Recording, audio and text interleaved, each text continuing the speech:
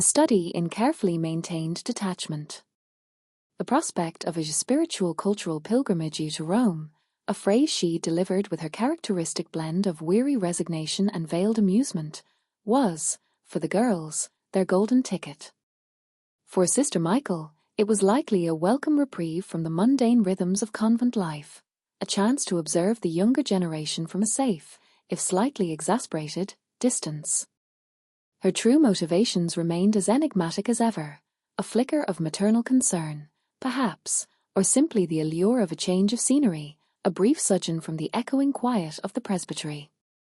The girls, initially dubious about being chaperoned by their formidable, monosyllabic nun, had quickly recognized the opportunity.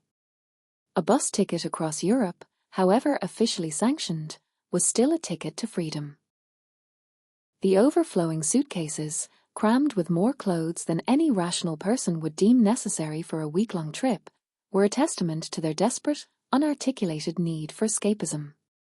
Each packed item was a tiny flag of defiance against the predictable confines of their lives, a hopeful jettisoning of the familiar into the great unknown. "Right, girls," as Sister Michael's voice, as dry as an overbaked biscuit, cut through the low hum of anticipation.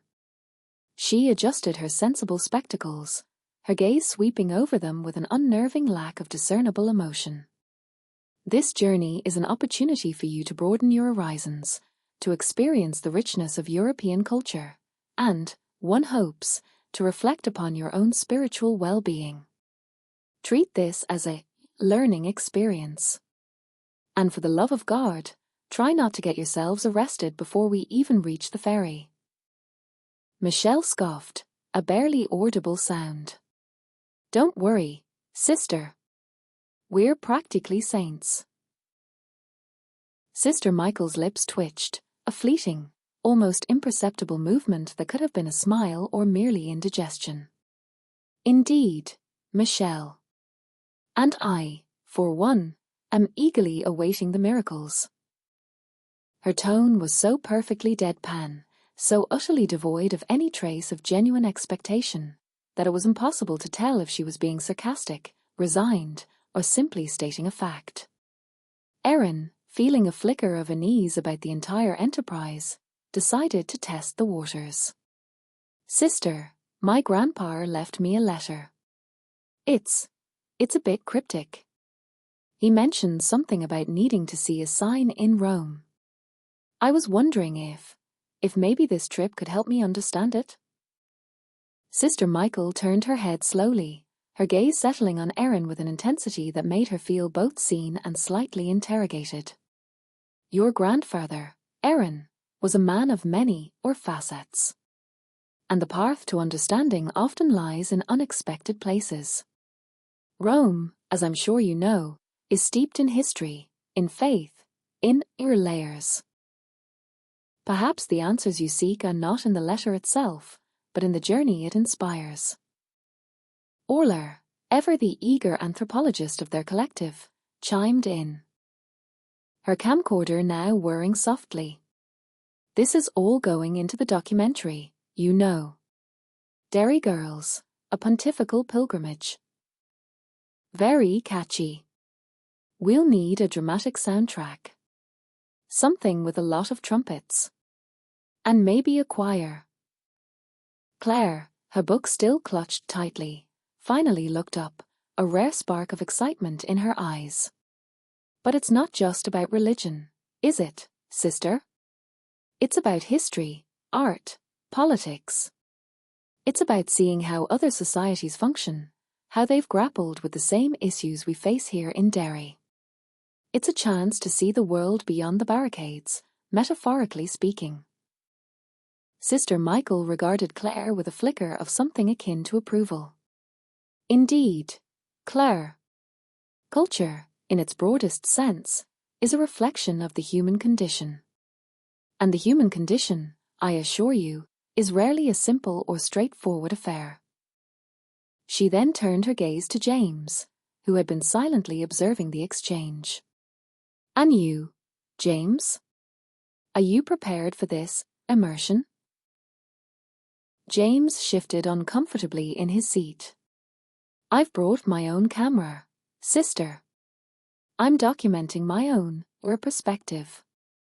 It's a bit different from Olar's, I suppose. More about observing the dynamics. The inevitable friction between disparate personalities. He winced inwardly. Disparate personalities was putting it mildly.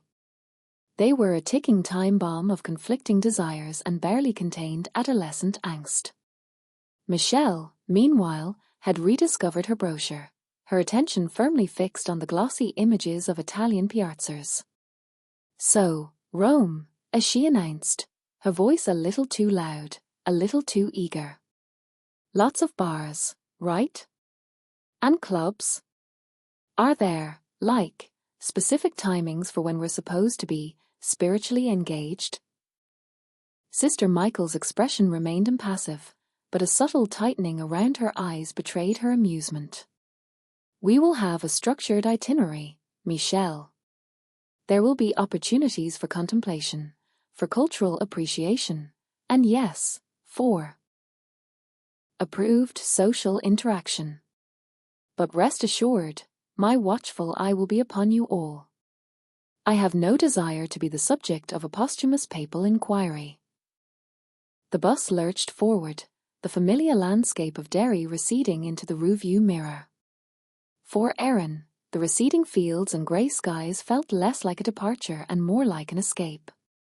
The weight of her grandfather's letter, that cryptic missive hinting at secrets and signs, felt both heavier and strangely lighter. Rome.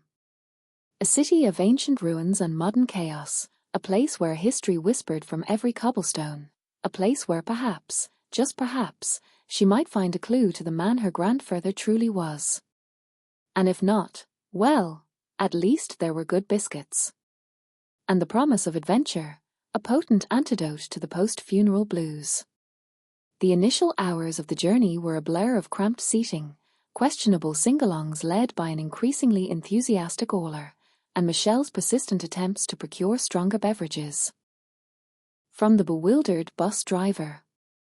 Sister Michael, a stoic island in their sea of adolescent exuberance, seemed to find solace in the repetitive patterns of her rosary beads, her lips moving in a silent, unreadable mantra. Erin, meanwhile, found herself drawn into a conversation with James, his quiet observations about the social topography of their group providing a welcome counterpoint to Olar's more effusive commentary. It's fascinating, isn't it? James murmured, his gaze fixed on Michelle as she tried, with increasing desperation, to engage the driver in a discussion about the merits of Irish cider versus Italian wine. How everyone here is so desperate to project an image of casual indifference, yet they're all so intensely invested in the outcome of this trip. Erin nodded, a small smile playing on her lips. We're all running from something, I suppose. Or towards something. Or both. She thought of her grandfather, the enigmatic man whose funeral had initiated this chaotic exodus. What was he running from? Or towards? The letter felt like a breadcrumb, a flimsy clue leading into a shadowed forest. It's the spiritual cultural mandate that's the most intriguing part, James continued, lowering his voice. Sister Michael. She's not exactly known for her bohemian spirit. I overheard her talking to Aunt Carol before we left. Something about managing expectations and minimizing collateral damage. It sounded less like a spiritual pilgrimage and more like a military operation. Erin chuckled. That sounds about right. Sister Michael's idea of spiritual enlightenment probably involves a well-ordered schedule and a distinct lack of spontaneous outbreaks of interpretive dance. She glanced at Olar, who was currently attempting to teach Michelle a series of semaphore signals using only her eyebrows and the discarded crisp packets from their journey. Though, knowing Olar, she'll probably manage to incorporate interpretive dance into the Colosseum visit. The bus, a behemoth of steel and plastic, rumbled on, carrying them further and further away from the familiar confines of Derry. The landscape shifted, the rolling hills giving way to flatter plains, the muted greens and greys slowly being replaced by a brighter, more vibrant palette. It was a visual metaphor for their own burgeoning sense of freedom, a shedding of the oppressive atmospheric pressure of home. As dusk began to settle, casting long shadows across the countryside, Sister Michael finally broke her silence. "We will be stopping at a service station in approximately 20 minutes, as she announced, her voice calm and measured. "A chance for refreshments and to avail yourselves of the facilities. Please ensure you remain within my sight. I have no intention of conducting a search party in a foreign country, especially not for individuals who have perhaps indulged in cultural appreciation a little too enthusiastically." Michelle, who had been surreptitiously counting their coins in her pocket, perked up. "Facilities? Does that mean, or alcohol?" Sister Michael's response was a pregnant pause, a moment of charged silence that hung in the air. "It means toilets, Michelle. And perhaps a cup of tea. Let us not conflate spiritual fortitude with a penchant for lager." The service station, when they arrived, was a utilitarian shrine to convenience, offering a selection of lukewarm pies and an assortment of confectionery that looked as though it had been imported directly from a dystopian future. The girls, however, saw it as a portal. A brief window of opportunity to stretch their legs, to breathe air that wasn't recirculated, and to perhaps, just perhaps, make a tactical acquisition of some much-needed caffeine. Erin found herself drawn to a small kiosk selling postcards. The vibrant images of Italian cities, the romantic canals of Venice, the ancient grandeur of Rome, the sun-drenched Amalfi Coast, seemed impossibly alluring. She picked up a postcard depicting the Colosseum, a vast, imposing structure bathed in the golden light of a setting sun. Rome. The word itself resonated with a sense of destiny, a whispered promise of revelation. She still had her grandfather's letter tucked away in her bag, the crisp paper a constant reminder of the mystery that lay ahead. Still contemplating the existential weight of a postcard, Erin? Orla's voice, as always, was a welcome, if slightly unnerving, presence. Her camcorder was now focused on the postcard in Erin's hand. A classic symbol of manufactured nostalgia. Yet, so potent. I wonder, will future generations look back on these printed missives with the same fond bewilderment they reserve for, say, rotary telephones or dial-up internet? Erin smiled, a genuine smile this time. Maybe. But it's also a connection. A way of saying, I was here. And right now, here feels very far away from home. Michelle, having successfully procured a dubious-looking energy drink, joined them, her eyes scanning the limited offerings of the kiosk. Seriously, this place is a culinary wasteland. I'm starving.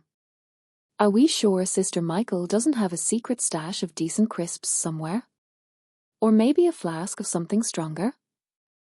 Claire, who had been meticulously examining a map of their route, looked up, a thoughtful expression on her face. It's all part of the experience, Michelle. The austerity. It's designed to make us appreciate what we have. Michelle snorted. Appreciate what? The fact that our bus smells like a damp dog and we're subsisting on pure optimism and overpriced sugar water? I'd appreciate a decent croissant about now, frankly. As they reboarded the bus, the familiar sense of cramped confinement returned, but it was now tinged with a new anticipation. The journey had truly begun. The spiritual cultural mandate, as Sister Michael had so dryly termed it, was unfolding with all the predictable, yet somehow endearing, chaos that defined their group.